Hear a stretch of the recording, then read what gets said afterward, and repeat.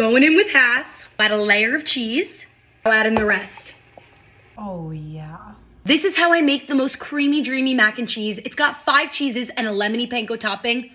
It's to die for. Let's make it. Let's start with the cheese. This is an assortment of 5 of my favorite cheeses. We have Gruyère, Fontina, Parmigiano, white cheddar, and mozzarella. They each are a little different and contribute something special to the dish. Pick your favorites though. Okay, now listen. I know it's annoying, but you really gotta grate the cheese by hand. It makes such a difference. This is what's gonna help it melt into the sauce beautifully and make it the creamiest mac and cheese ever. 1, 2, 3, 4, and 5. Now grab a big bowl and mix all of the cheeses together. Now pull out about 1/3 of the cheese. We're gonna save this as we build our mac, and the rest is going in the sauce. Next up, we have to make a bechamel. That is the key to the creaminess of this mac and cheese. Check out my last video to see how I make it. Now I'm gonna start adding the cheese a little at a time until it melts into the sauce. If it gets too thick, just thin it out with a little bit of milk.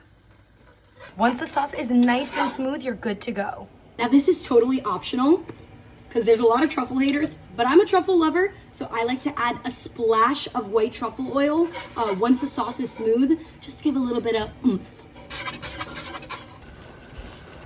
Now let's talk noodles. My favorite pasta for mac and cheese is something that has a lot of ridges where the sauce can cling to. These fusilli corti bucati, they have ridges there and a hole in the center, so that means double sauce everywhere. They're so good. Add the pasta and cook 2 minutes under al dente.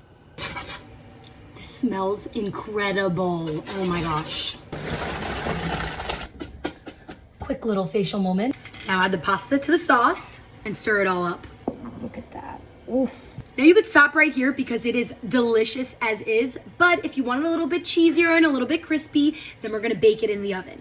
Going in with half, add a layer of cheese, I'll add in the rest.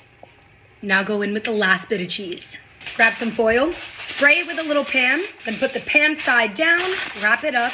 We're gonna pop this into a 350-degree oven for around 15-20 minutes. While that's in the oven, let's make a super simple panko topping. 1 tablespoon of butter and half a cup of panko.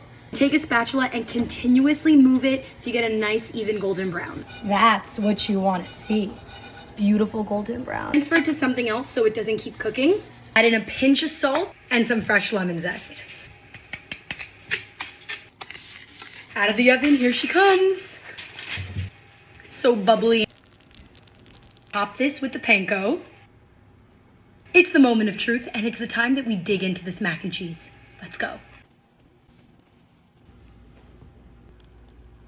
Oh yeah. That is literally perfection. Super creamy, a little bit of freshness from the lemon zest, the crunchiness from the panko. This is it, guys. This is it.